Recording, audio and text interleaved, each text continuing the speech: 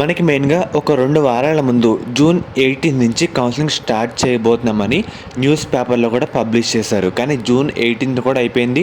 ఇంకా మనకి కౌన్సెలింగ్ కూడా స్టార్ట్ కాలేదు. ఎందుకు కాలేదంటే మనకి డిగ్రీ కౌన్సెలింగ్ అనేది ఆన్‌లైన్‌లో కండక్ట్ చేయాలా? లేదంటే ఆఫ్‌లైన్‌లో కండక్ట్ చేయాలా? ఇలా ఒక క్వెషన్ మార్క్‌లో అయితే ఉండిపోయారన్నమాట. మనకి 3 ఇయర్స్ ముందు డిగ్రీ అడ్మిషన్స్ అనేవి ఆఫ్‌లైన్‌లో జరిగేవి. దాంతో నగరాల్లో ఉన్న కళాశాలల్లో సీట్లు ఫుల్‌గా నిండేవన్నమాట. గ్రామీణ ప్రాంతాలు మరియు పట్టణాలకు దూరంగా ఉన్న కళాశాలలు కూడా చిన్న విద్యా సంస్థల్లో సీట్లు అయితే నిండేవి కాదు. దీంతో పెద్ద కళాశాలలు తమకు ఇష్టమైన రీతిలో వ్యవహరించి చాలా కళాశాలలు ముడిపడే పరిస్థితి తీసుకురావడం జరిగింది. మనకి ఆఫ్లైన్ వల్ల వసతులు మరియు మంచి అధ్యాపకులు ఇతర మౌలిక సదుపాయాలు అన్నీ ఉన్నప్పటికీ అడ్మిషన్ విషయంలో వెనుకబడి అయితే ఉండేవన్నమాట.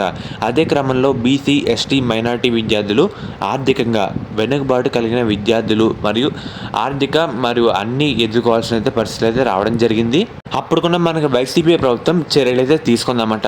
ఆ ప్రభుత్వం ఆన్లైన్లో అడ్మిషన్లు నిర్వహించడం, విద్యార్థుల ప్రతిభ, వారు రిజర్వేషన్ ఆధారంగా సీట్ల కేటాయింపు తనకు అనుగుణంగా జగనన్న విద్యా దీవెన, వసతి దీవెన అమలు అయితే చక్కగా జరిగేవి.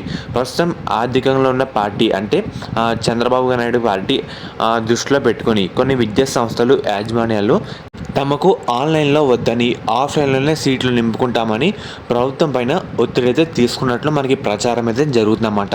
అండ్ అలాగే టీచర్ల సంఘం వాళ్ళు కూడా డిమాండ్ అయితే చేయడం జరుగుతుంది. చూస్తున్నారు కదా, ఆఫ్లైన్లో చేపట్టాలని ప్రభుత్వ కాలేజ్ టీచర్ సంఘం అధ్యక్షుడు రఘురామ్ రెడ్డి గారు మరియు ఎం శ్యాంబాబు గారు కాబోయే ముఖ్యమంత్రి చంద్రబాబు నాయుడు గారికి విజ్ఞప్తి అయితే చేశారు. ఇంకా మనకి అలా గవర్నమెంట్కి అయితే ఒక దృష్టిలో అయితే తీసుకెళ్లారు, కానీ ఇంకా మనకి ఫైనల్ క్లారిఫికేషన్ అయితే రాలేదు. అండ్ అలాగే కౌన్సిలింగ్ వెబ్సైట్ కూడా ఇప్పటివరకు ఎలాంటి అప్డేట్ అయితే చేయలేదన్నమాట. క్లారిఫికేషన్ వచ్చేంత వరకు మనకి ఒక్క అప్డేట్ కూడా రాదు. ప్రజెంట్ ఇదే జరుగుతుందన్నమాట. వాళ్ళు ఏమైనా డెసిషన్ తీసుకుంటే ఆఫ్లైన్ అంటే ఆఫ్లైన్, ఆన్లైన్ అంటే ఆన్లైన్, ఏదో ఒకటి తీసుకుంటే మనకి కౌన్సిలింగ్ కూడా ముందుకైతే వెళ్తుంది. అప్డేట్స్ కూడా వస్తానంటాయి. ఫర్దర్ ఎటువంటి అప్డేట్ వచ్చినా ఆఫ్లైన్ లేదంటే ఆన్లైన్లో అన్నా మీకు అప్డేట్ అయితే ఇవ్వడం జరుగుతుంది. ప్రజెంట్ అప్డేట్ ఎటువంటి అప్డేట్ అయితే లేదు. ఎందుకంటే హైయర్ అఫీషియల్స్ వాళ్ళు కూడా ఎటువంటి డెసిషన్ కూడా ఇంకా ఫిక్స్ అయితే చేసుకోలేదన్నమాట.